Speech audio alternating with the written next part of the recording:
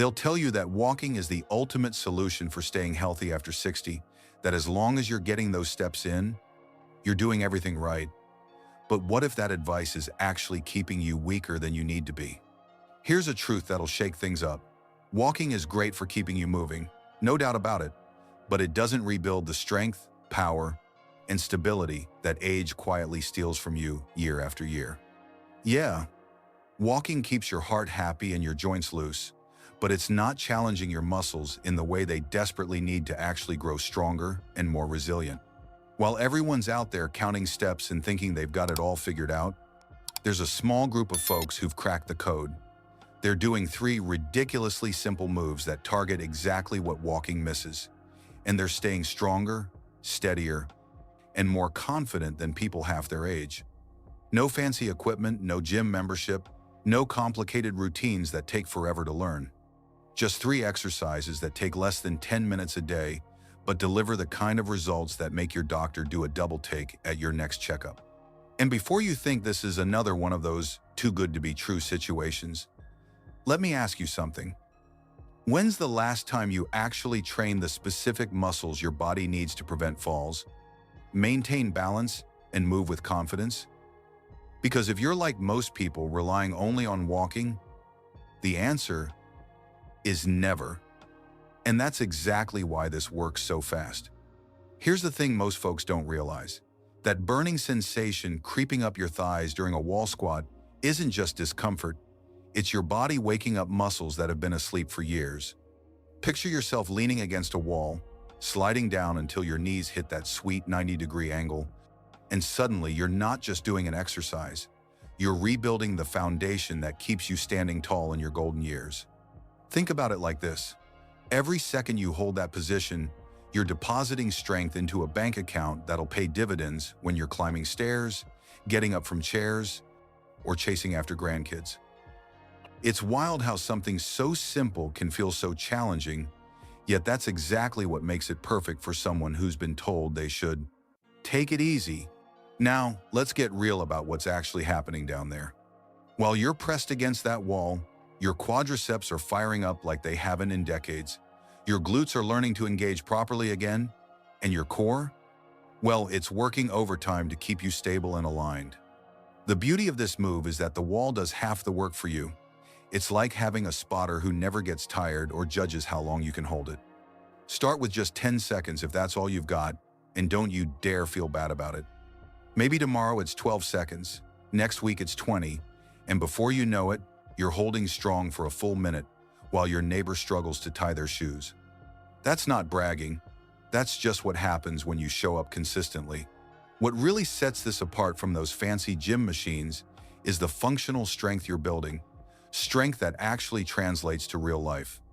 You're not isolating muscles in some weird, unnatural way. You're teaching your entire lower body to work as a team, just like it needs to when you're standing up from the couch or stepping into the bathtub. And here's something most trainers won't tell you. The wall squat is sneaky good for your knee health because you're strengthening all those supporting muscles without putting crazy stress on the joint itself.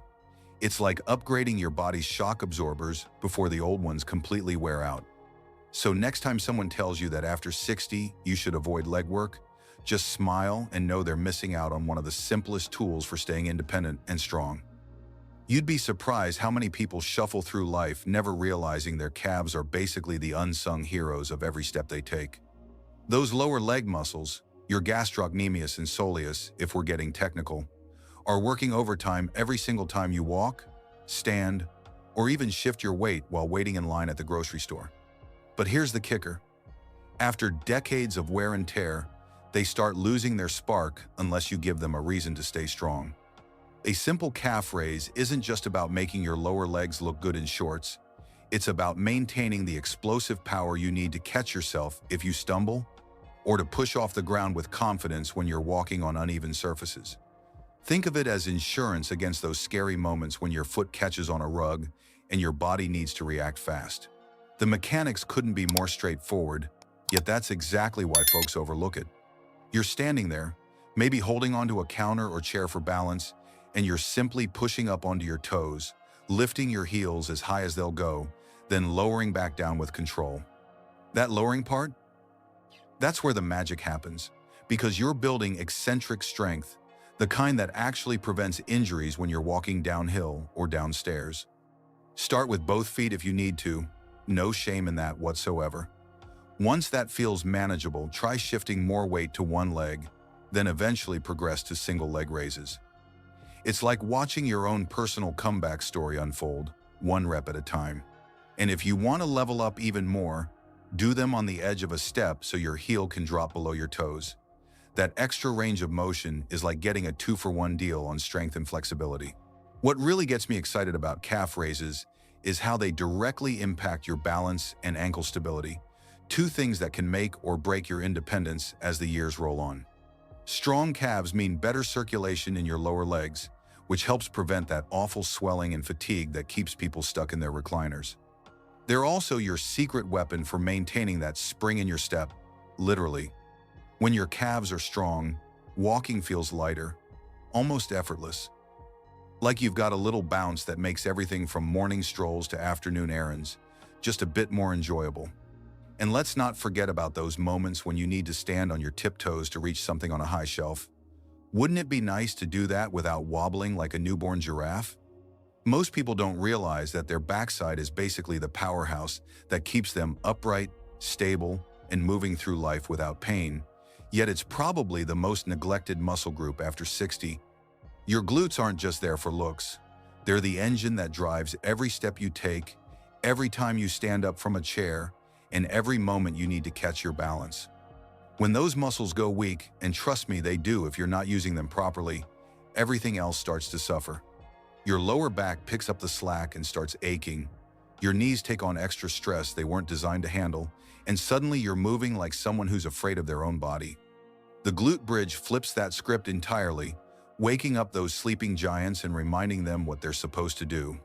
It's like jump-starting a car that's been sitting in the garage too long.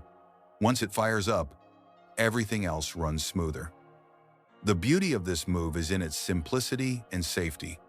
You're lying on your back with your knees bent and feet flat on the floor.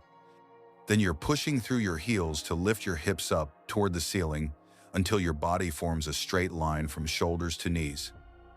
That's it. No complicated choreography, no risk of losing your balance and toppling over. At the top of the movement, squeeze those glutes like you're trying to crack a walnut between them. That's where the real magic happens. Hold it for a second or two, then lower back down with control, and repeat. Start with 10 reps if that's all you've got, and don't you dare compare yourself to anyone else. Maybe next week you're doing 12, then 15, and before long you're knocking out 3 sets like it's nothing. And here's a pro tip. If you want to make it more challenging down the road, try holding at the top for longer, or even lifting one foot slightly off the ground for a single leg variation. What really makes the glute bridge a game changer is how it directly attacks the root cause of so many issues people face as they age: weak, posterior chain muscles. When your glutes are firing properly, your posture improves almost immediately because your pelvis sits in the right position instead of tilting forward and creating that rounded lower back. Your walking becomes more powerful and efficient because you're actually using the right muscles to propel yourself forward instead of just shuffling along. And those nagging aches in your lower back and knees, they often start fading away because your body's finally distributing the workload the way it was designed to. It's not some miracle cure, but it's pretty darn close when you consider how one simple movement can have such a ripple effect throughout your entire body. So next time you're lying down anyway, why not spend 2 minutes bridging your way to a stronger, more capable version of yourself? So here's the real question. Are you going to keep doing what everyone else is doing and hope for different results? Or are you ready to actually take control of how your body moves and feels? What's stopping you from trying that first wall squat tomorrow morning? Because let me tell you, comfort is expensive when the price is your independence. Imagine 6 months from now. Do you want to still be struggling with the same shaky steps and tired legs? Or do you want to be that person who moves with confidence, strength, and zero fear of falling? The choice is literally yours, and it starts the moment you decide that staying strong matters more than staying comfortable. Don't just watch this and forget about it like every other video you've seen. Actually commit to trying these moves for the next 30 days and watch what happens. And if you're serious about taking back control of your mobility, then hit that subscribe button and turn on notifications, because we're just getting started. There's so much more coming your way. More exercises, more strategies, more real talk about what actually works after 60. Are you in or are you out?